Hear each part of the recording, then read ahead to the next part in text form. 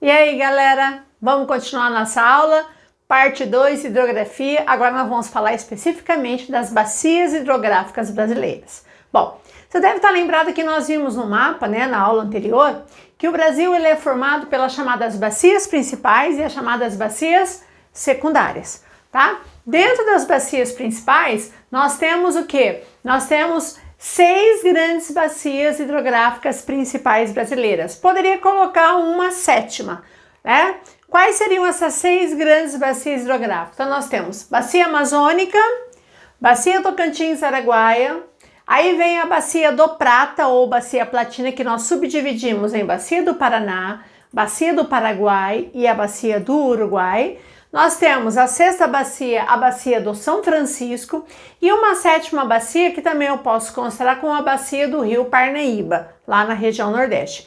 Aí nós temos as chamadas bacias secundárias que nós vimos, que seriam as diversas bacias no Nordeste, não só a ocidental, oriental, como a ocidental, tá? Nós temos também as bacias do Leste e as bacias do Sul e Sudeste. Todas essas bacias secundárias, elas são bacias atlânticas, ou seja, os rios nascem próximo ao litoral e vão direto para o Oceano Atlântico. Não vão para o interior do Brasil como essas bacias. Ou elas nascem no interior e vão em direção ao oceano, tá? Ou elas, no caso, elas nascem próximo ao litoral, vão para o interior para depois desaguar no Oceano Atlântico, ok? Bom, não esquecer que nós já vimos que todas as bacias brasileiras, elas são tributárias do Oceano Atlântico, ou seja, todas, ou direta ou indiretamente, elas vão desaguar no Oceano Atlântico. Por isso que o Brasil tem uma drenagem do tipo exorreica, ou seja, direto ou indiretamente as águas vão chegar no Oceano Atlântico. Tranquilo? Bom, agora nós vamos falar das 6 principais bacias hidrográficas. Ok? Então você pode pegar a tua apostila e começar a seguir essas bacias. Tranquilo? Primeira bacia hidrográfica é a chamada Bacia Amazônica. Ora, todo mundo já ouviu falar e todo mundo, eu acho que é a bacia que todo mundo bate o olho e consegue identificar no mapa a Bacia Amazônica. Ela é considerada a maior bacia hidrográfica do Brasil e a maior bacia hidrográfica do mundo. Tá? Ela é a maior bacia hidrográfica do Brasil e a maior bacia hidrográfica do mundo, tá? Mas no caso, dentro da América do Sul, ela não é uma bacia exclusivamente brasileira. É lógico que cerca de 45% da bacia amazônica, ela está em território brasileiro. Então, praticamente quase que a metade de toda a bacia amazônica está em território brasileiro. Porém, os outros 55 países... 55%, também banham os países vizinhos. Ora, quais são os países que banham, que são banhados de alguma maneira, grande ou média ou pequena área, pela bacia amazônica? Então, dentro desses países vizinhos, nós temos Bolívia, tá? Peru, Colômbia, Venezuela, Guiana, Suriname e a Guiana Francesa, tá? Então eu falo assim, se você pensar como a bacia amazônica, os países da América do Sul, você tiraria quem? O Paraguai, o Uruguai, a Argentina, o Chile e o Equador, que não tem uma relação direta com bacia amazônica, tá? Mas é lógico que praticamente quase 50% de toda essa bacia está em território brasileiro, então a gente acaba destacando muito mais, Brasil dentro da América do Sul em relação aos rios da bacia amazônica do que os países vizinhos, ok? Bom, como essa bacia, isso é importante, ela banha não só regiões de planaltos, como regiões de depressões e planícies. Você tem vários afluentes da bacia amazônica, não esqueça que nós vimos que eu estou falando da bacia. E quando eu falo bacia, e você já viu isso na aula anterior, eu estou falando de toda a área banhada por um rio principal, que no caso é o Rio Amazonas, e todos os afluentes e subafluentes que desaguam nele. Tá? Então, você pensar quem seriam os principais afluentes do Amazonas? Rio Madeira, Tapajós, Xingu, Rio Negro. No caso, a gente poderia também colocar alguns rios menores, como nós vamos ver aqui em usina hidrelétrica, Rio Atumã, tá? Rio Juruá. Então existem vários afluentes, tanto da margem direita como a margem esquerda, nós já vimos como é que eu encontro a margem, que banham, no caso, a bacia amazônica. E aí o que acontece? Essa bacia amazônica, como ela tem um grande número de rios que descem de áreas mais elevadas e correm em direção à planície amazônica, no caso onde está o rio Amazonas, tá? Ela é considerada a maior bacia, olha só, de maior potencial, isso aqui é importante, hidráulico do Brasil. Ou seja, das 6 grandes bacias, o lugar que mais poderia gerar energia elétrica no Brasil é da bacia amazônica. Cuidado, eu não falei maior produção ou maior potencial instalado, isso é bacia do Paraná. Mas quando eu falo maior potencial hidráulico, quer dizer que mais poderia gerar energia. E aí vem um detalhe. Nós não podemos esquecer que o rio Amazonas, ele é um rio de planície. Como ele é um rio de planície, o rio Amazonas serve para quê? Ele serve para a navegação. Então ele é usado como hidrovia. Então dá para eu instalar uma usina hidrelétrica no rio Amazonas? Não, porque não tem potencial, não tem força da água suficiente para gerar energia. Ora, mas se o rio Amazonas é um rio de planície, como é que então é a bacia de maior potencial hidráulico? Ora, quem tem o potencial hidráulico são os afluentes do Amazonas. Então, os afluentes que descem de áreas de planaltos e vão desaguar no rio Amazonas, são eles que têm esse grande potencial hidráulico.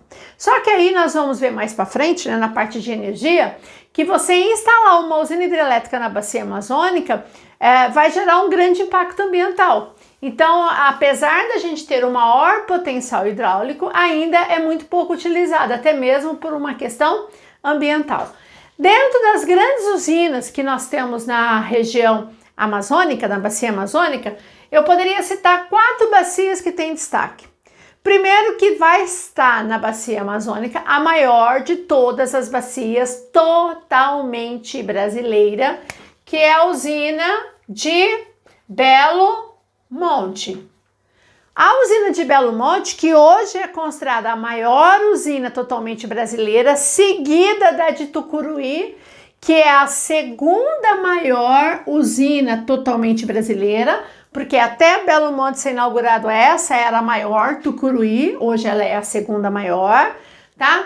A usina de Belo Monte, ela está instalada onde? No rio Xingu, no estado do Pará. Não esquecer que o Xingu é um dos mais importantes afluentes do rio Amazonas, tá? Então a bacia, no caso a usina de Belo Monte, está instalado na bacia amazônica.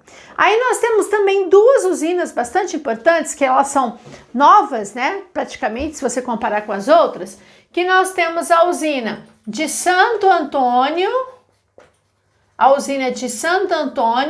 e a usina de Jirau. Essas 2 usinas, tanto a de Jirau como a de Santo Antônio, elas estão instaladas no rio Madeira, no estado de Rondônia, tá? E o rio Madeira é um dos mais importantes afluentes, juntamente com o Xingu. O Madeira tem uma importância fundamental na bacia amazônica, que inclusive é usado como hidrovia, que a gente chama de hidrovia Madeira-Amazonas. Tá? Boa parte da produção de grãos que sai do norte do Mato Grosso, região de Rondônia, sul do Amazonas e tal, é escoado via hidrovia do rio Madeira até o rio Amazonas, ok? E é no rio Madeira, afluente do Amazonas, que eu tenho 2 usinas, a usina de Santo Antônio e a usina de Jirau. Também a gente tem que dizer que na bacia amazônica eu tenho a chamada usina de Balbina, que eu acredito que vocês já devem ter ouvido falar. Essa usina de Balbina, ela está instalada num rio, um riozinho que é afluente do Amazonas, chamado Rio Uatumã, no estado do Amazonas, que foi construída para abastecer a cidade de Manaus em energia.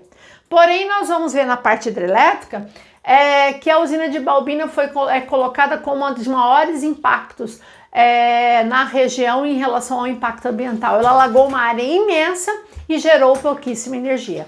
Então, quando você fala em usina hidrelétrica da Bacia Amazônica, essas 4 geralmente são citadas. É lógico que quando você fala de produção, de porte de usina, todo mundo vai lembrar da usina de Belo Monte. É lógico que você poderia estar pensando assim, Celeusa, mas você não falou de Itaipu. Itaipu é Rio Paraná e Itaipu não é totalmente brasileiro, tá? Então eu estou falando de Belo Monte e de Tucuruí como usinas totalmente brasileiras, ou seja, está totalmente instalada dentro do Brasil.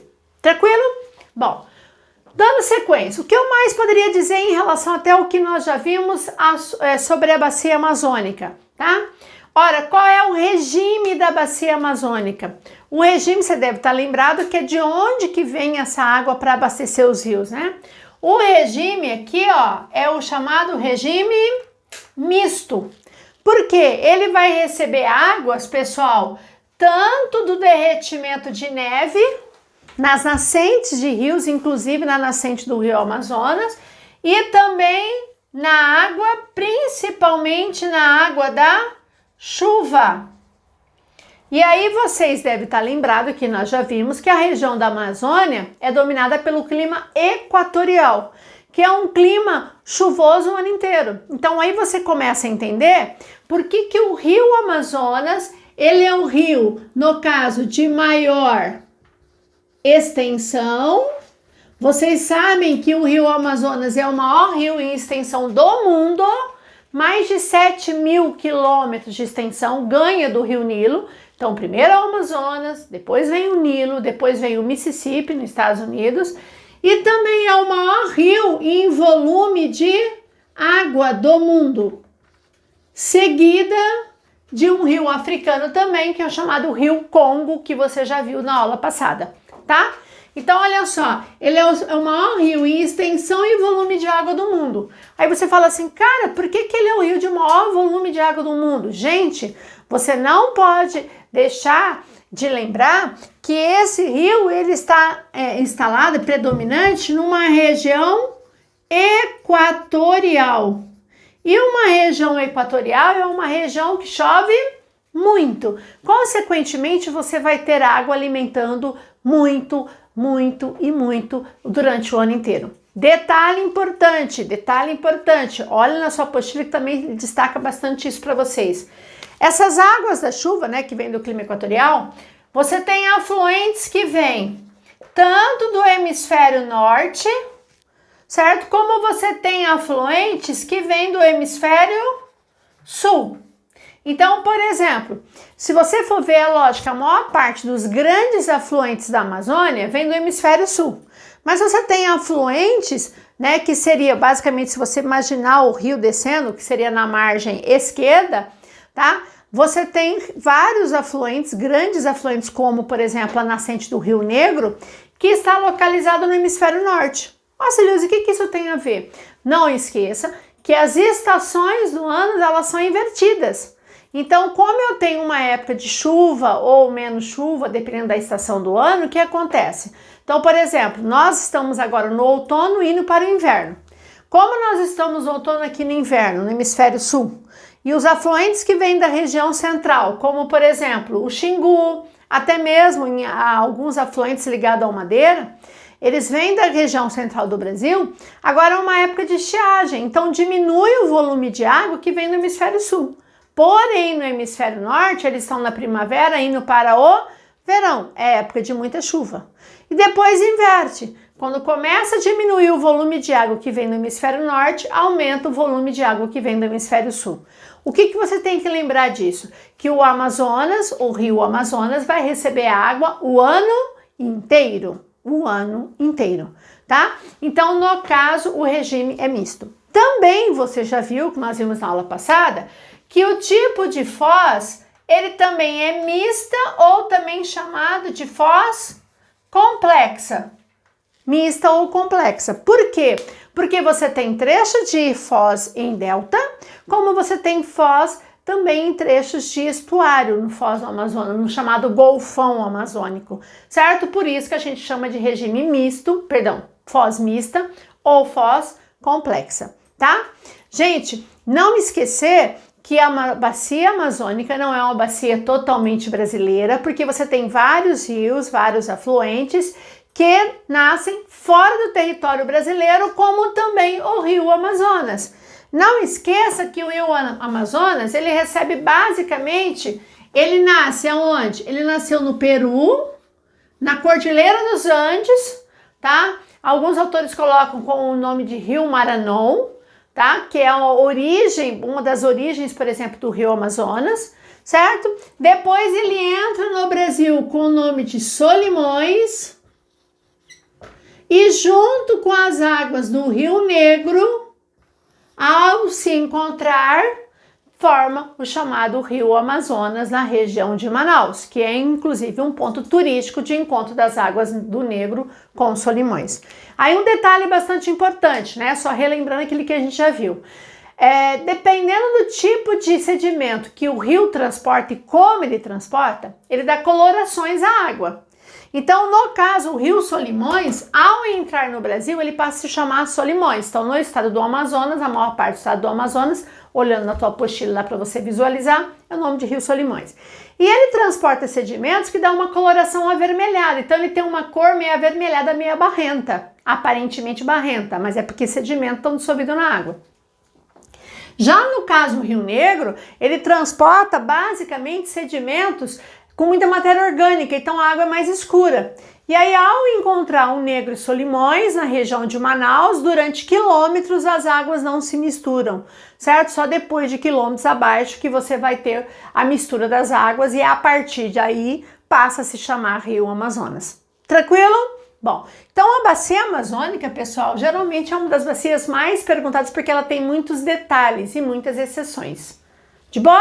Bom, segunda bacia hidrográfica, Tocantins-Araguaia. Lembra que nós vimos na aula anterior que das grandes bacias, só duas bacias são totalmente brasileiras, ou seja, nasce e deságua dentro do Brasil, que é a bacia Tocantins-Araguaia e a segunda é a bacia do São Francisco.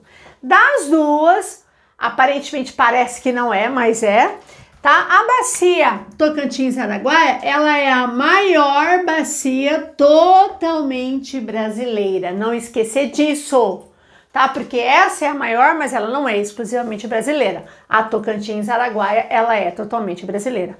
E aí eu vou ter dois rios principais que banham. Eu vou ter o rio Tocantins e eu também vou ter o rio Araguaia. Na verdade, o Araguaia, se você olhar, é como se o Araguaia fosse um afluente do Tocantins, ok? Bom, esses rios, na verdade, esses dois rios principais, eles são utilizados alguns trechos para navegação, não é usado como uma grande hidrovia ainda, mas existe possibilidade.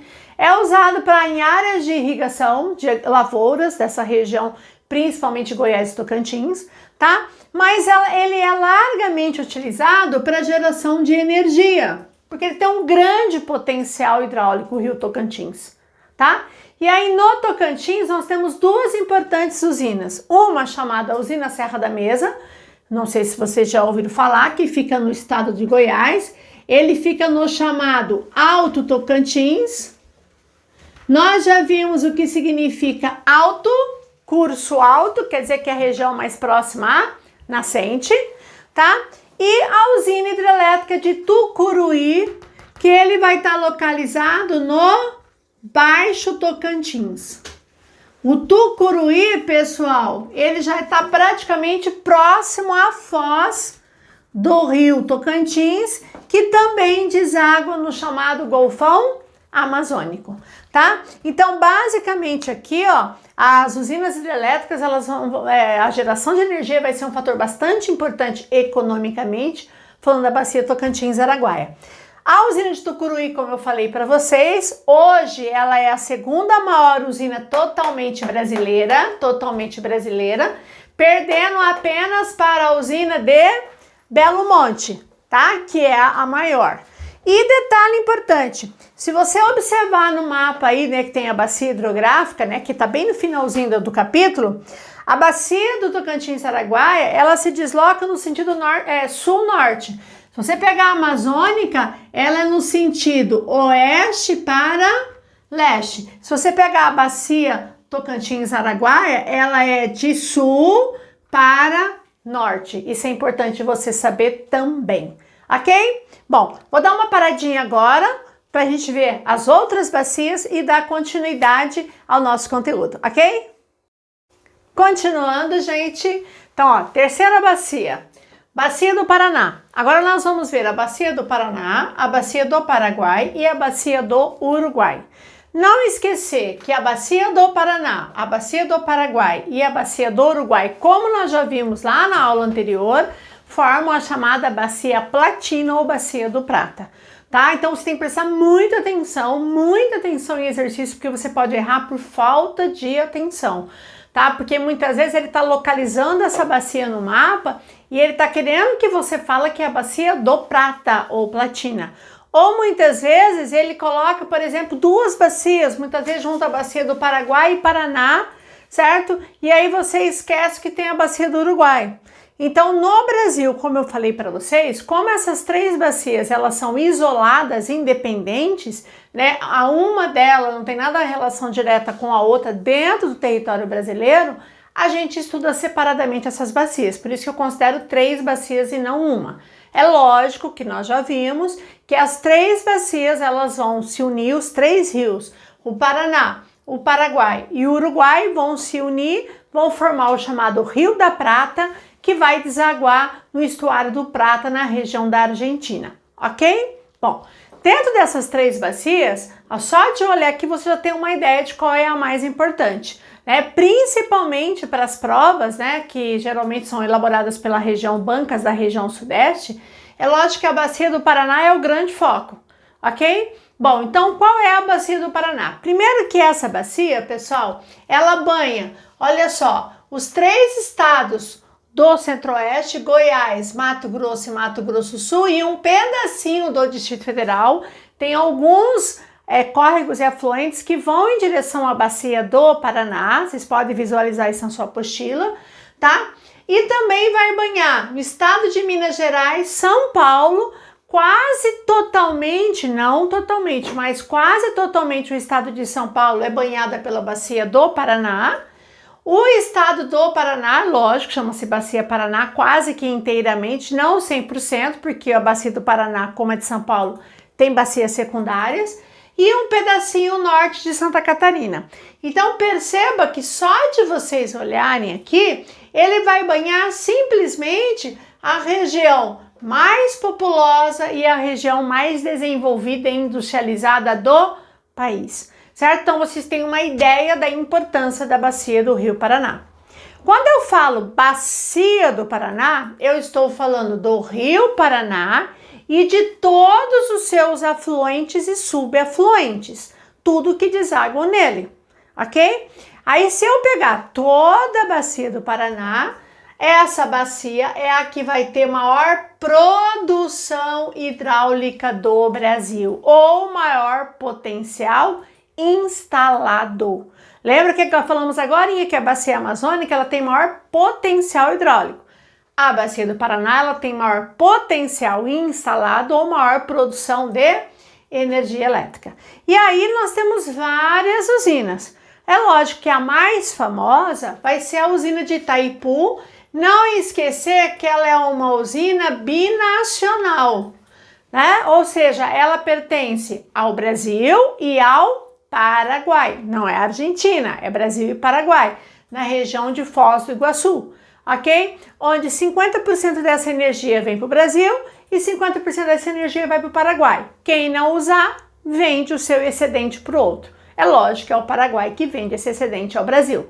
Vamos estar vendo isso mais a parte de energia, ok? Aí temos outras usinas. Porto Primavera, aqui ó, que vai fazer divisa em Mato Grosso do Sul e São Paulo, tá na região de Nova Andradina, que é a chamada usina Engenheiro Sérgio Mota. Nós temos a usina de Furnas, tá no Rio Grande, que é uma das usinas mais importantes para abastecer a região sudeste, a usina de Furnas, tá? E nós temos uma quantidade imensa de outras usinas hidrelétricas instaladas ou no Rio Paraná ou nos afluentes do Paraná. Dentro dos afluentes, os que mais vão ter usinas é o Tietê. Gente, o Tietê é o mais importante afluente do Rio Paraná. Tá? Não esquecer que o rio Tietê, ele nasce antes da cidade de São Paulo, uma região chamada Salesópolis, uma região da Serra do Mar, nasce limpo e cristalino, aí ele cruza São Paulo, recebe toda aquela carga de poluição, certo? E vai mais de 500 quilômetros para o interior de São Paulo, onde ele vai desaguar no Rio Paraná. Por isso que você que já viu o rio Tietê, perdão, em São Paulo, aparentemente ele parece mais um córrego. Em alguns trechos você fala assim, nossa, mas isso é um rio? Ele parece mais o tamanho de um córrego. Olha, por que ele não tem uma largura e um volume de água tão grande? Porque ele está no curso superior do rio Tietê. Aí depois ele vai receber uma quantidade muito grande de afluentes e subafluentes, e aí aumenta e forma-se um dos grandes rios que vai para o interior do estado de São Paulo. Ok? Aí eu tenho o Rio Iguaçu, que também vai formar as cataratas do Iguaçu na sua foz. Rio Pardo, esse aqui ó, no MS, é o mais importante afluente sul-mato-grossense, mas nós temos outro, como o Rio Iviema, Rio Verde, tá? Que vão desaguar no Paranazão. E o Rio Paranapanema, que inclusive vai fazer divisa entre São Paulo e Paraná. O Paranapanema também é afluente do Rio Paraná. Só que aí, o Rio Paraná, como eu coloquei, ele não tem uma nascente, como a maioria dos rios que tem uma nascente. Fala, aqui é a nascente do rio tal. Na verdade, ele nasce na confluência. O que é confluência? Quando você vai ter dois rios que se unem e aí formam um terceiro rio. Então, eu tenho o Rio Grande e o Rio Paranaíba, tá? E aí vai formar o Rio Paranazão, tá? Não esquecer, para nós Mato Grosso do Sul é super mega importante, porque todo o leste do Mato Grosso do Sul é banhado pelo Rio Paraná. Inclusive nós, Campo Grande, estamos na bacia do Rio Paraná. Bom, para que serve? Qual é a utilidade do Rio Paraná? É lógico que o Rio Paraná tem trechos que ele abastece a população, tá? Ele também pode ser usado muitas vezes em atividades agrícolas necessárias, apesar que a região banhada pelo Paraná não tem uma necessidade de projetos de irrigação, porque são regiões que chovem, mas o Paranazão, ele vai ser extremamente importante para a produção de energia elétrica, como nós já falamos, é a região que mais produz energia, como também hidrovia. Aí você fala, olha, como assim?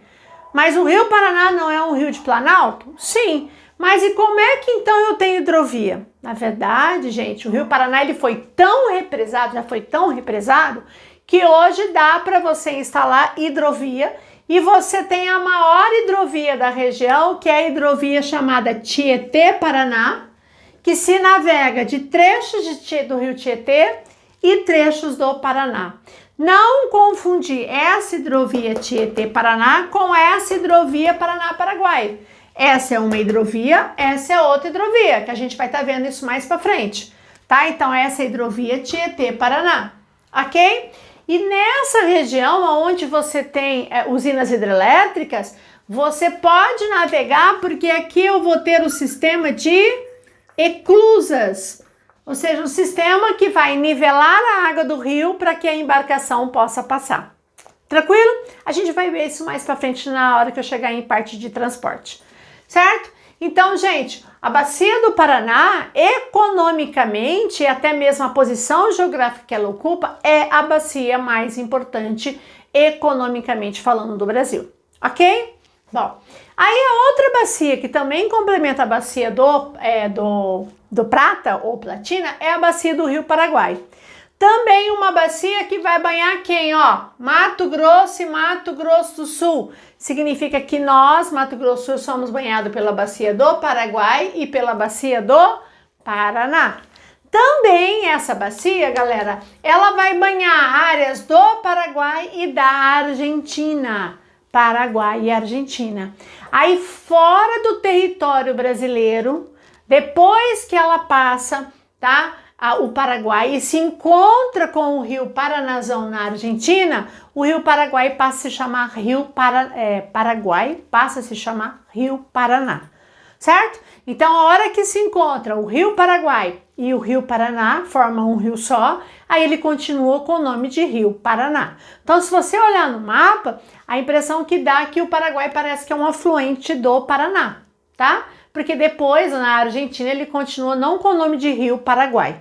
Por isso que a gente fala que nessa região eu vou ter a hidrovia Paraguai-Paraná, porque você vai navegar no trechos do Rio Paraguai, aqui no Mato Grosso do Sul, Mato Grosso, desde Cáceres, no Mato Grosso. Aqui eu vou ter o porto de Ladário, de Corumbá, de Porto Murtinho, como importantíssimos portos dessa hidrovia.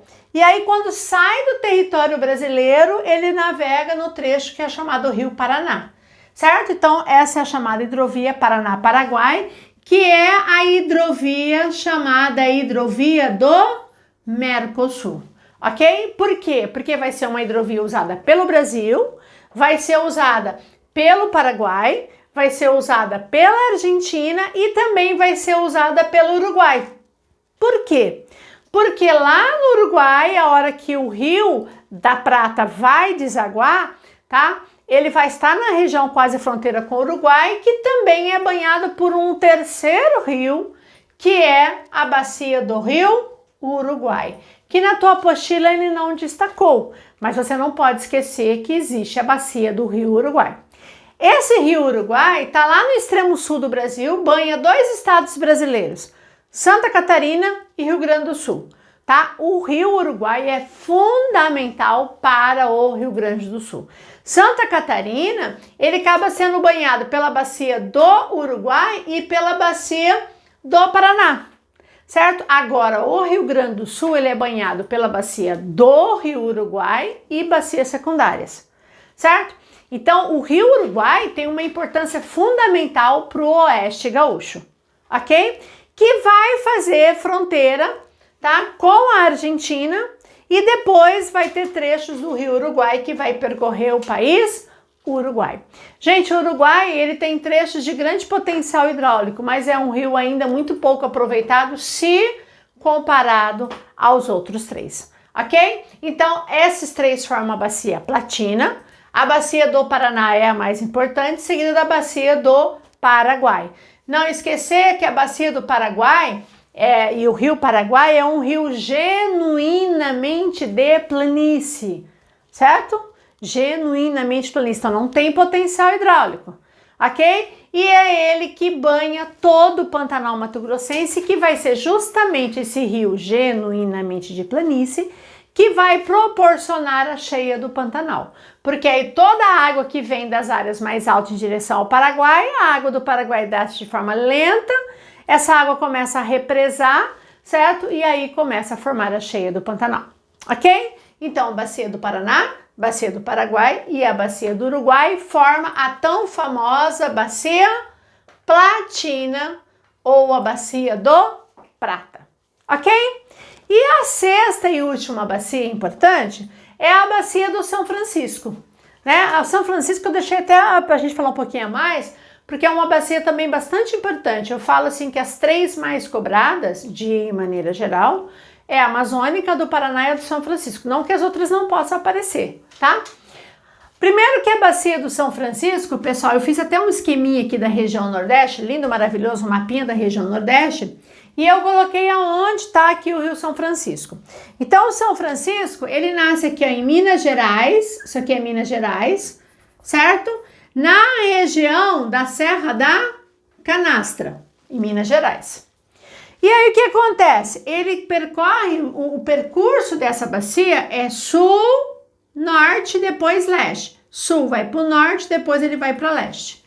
E ele vai banhar quais estados? Além de Minas Gerais, ele vai banhar a Bahia, ele banha Sergipe e Alagoas, porque vai nascer na divisa de Sergipe e Alagoas, que você vai ter aqui, ó, a foz do Rio São Francisco, tá? E também ele banha um pedaço aqui, ó, de Pernambuco. Então, dos 9 estados nordestinos, ele vai banhar a Bahia, Sergipe, Alagoas e Pernambuco. Os outros estados nordestinos não tem nada a ver diretamente com o São Francisco, ok? Além desses 4, também ele vai cortar, né, o norte de Minas Gerais, que é uma região bastante seca, ok? Bom, quando eu falo dessa bacia do São Francisco, ela é a segunda maior totalmente brasileira. Perdendo para quem? Quem é a primeira maior? A do Tocantins-Araguaia. Lembra que são das 6 principais, são as 2 genuinamente